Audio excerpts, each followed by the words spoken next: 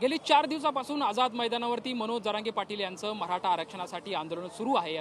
मनोज जरांगे पाटील यांच्यासमवेत खरं तर बहुसंख्य असे मराठा आंदोलनकर्ते खरं तर जे मुंबईमध्ये दाखल झालेत। आपण सध्या छत्रपती शिवाजी टर्मिनसच्या समोर आहोत आणि या ठिकाणचा जो रस्ता आहे तो मुंबई महानगरपालिका यांच्याकडून जे आहे ते स्वच्छतेचं काम सुरू आहे। खरं तर मोठ्या प्रमाणात रस्त्यावरती चिखल झालेला होता, त्यामुळे जे काही अन्न आणलेलं आहे त्यामुळे सुद्धा रस्ता मोठ्या प्रमाणात जी आहे ती अस्वच्छता झालेली होती। मात्र आता मुंबई महानगरपालिकेकडून आपण बघू शकतो कशा पद्धतीने हे सर्व रस्ता आहे ते स्वच्छ करण्याचं काम या ठिकाणी सुरू आहे। महानगरपालिकेचे कर्मचारी आहेत, या कर्मचाऱ्यांच्या वतीनं हा जो समोरचा रस्ता आहे, खरं तर आपण सध्या छत्रपती शिवाजी महाराज टर्मिनस समोर आहोत आणि इथला जो रस्ता आहे जो अस्वच्छता झालेली होती हे स्वच्छता करण्याचं काम जे आहे ते मुंबई महानगरपालिकेच्या कर्मचाऱ्यांकडून या ठिकाणी करण्यात येतं। आपण बघू शकतो कशा पद्धतीनं मोठ्या प्रमाणात जे आहे ते चिखल साचलेलं होतं, त्याचबरोबर ती जे काही अन्न पदार्थ गावाकडून आणले होते ते सर्व रस्त्यावरती साचले होते आणि या रस्त्याची चांगल्या पद्धतीने स्वच्छता व्हावी याची दक्षता कर्मचाऱ्यांकडून घेण्यात येत आहे। आपण बघू शकतो कशा पद्धतीनं खरं तर हे रस्ता स्वच्छता करण्याचं काम जे आहे ते कर्मचाऱ्यांकडून करण्यात येते। महानगरपालिकेचा मोठा पाण्याचा टँकर जो आहे तो या ठिकाणी दाखल झालेला आहे आणि या वतीनं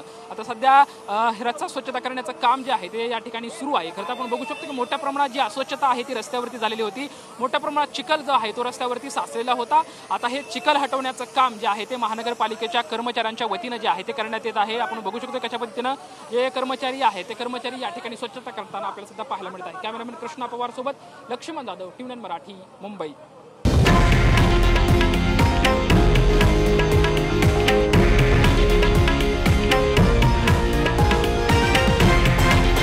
हे आहे देशातील नंबर 1 न्यूज नेटवर्क आणि आपण पाहत आहात TV9 मराठी, एकमेव।